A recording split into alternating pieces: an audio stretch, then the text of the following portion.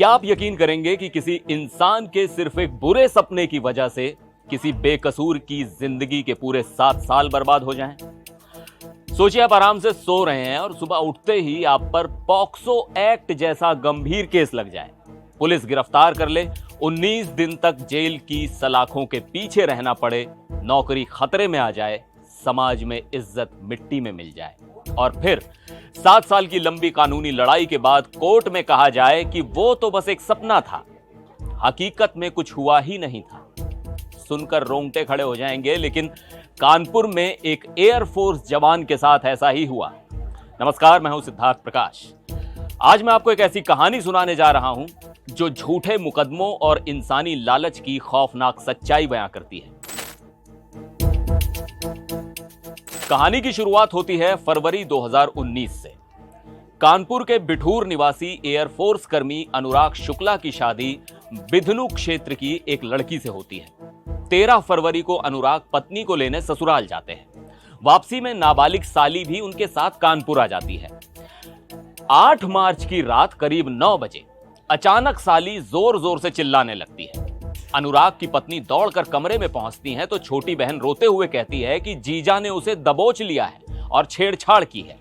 इसके बाद हंगामा मचता है। 5 महीने बाद 3 अगस्त को नौबस्ता थाने में एफआईआर दर्ज होती है। 29 सितंबर को पुलिस अनुराग को गिरफ्तार कर जेल भेज देती है। उन्हें 19 दिन काल कोठरी में बिताने पड़ते हैं और फिर जमानत मिलती है। जेल से जमानत मिल गई, लेकिन असली लड़ाई अब शुरू हुई थी। पुलिस ने पॉक्सो कोर्ट में चार्जशीट दाखिल कर दी। मारपीट, छेड़छाड़ और लैंगिक हमले जैसे गंभीर आरोप तय हो गए। लेकिन कहानी में चौंकाने वाला मोड़ तब आया जब ट्रायल के दौरान साली ने कोर्ट में बयान दर्ज कराया। उसने कहा कि वो उस रात एंटीबायोटिक दवा खाकर सो रही थी। दवा के कारण आधी नींद में थी और उसे सपने में महसूस हुआ कि जीजू ने उसे पकड़ लिया है। उसने साफ कह दिया कि छेड़छाड़ सच में नहीं हुई थी, ये सिर्फ एक सपना था और भ्रम हो गया था। बाद में उसके पिता और बड़ी बहन ने भी मान लिया कि मुकदमा गलतफहमी में दर्ज हुआ था। 7 साल बाद जब कोर्ट ने सारे आरोप झूठे पाते हुए अनुराग को बरी किया तो उसने एक सनसनीखेज सच दुनिया के सामने रखा।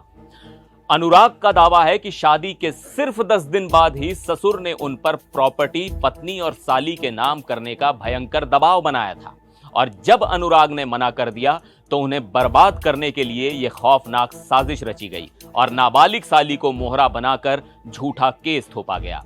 एक तथाकथित सपने ने अनुराग को भयंकर मानसिक तनाव दिया, बेइज्जती हुई और प्रमोशन तक रुक गया।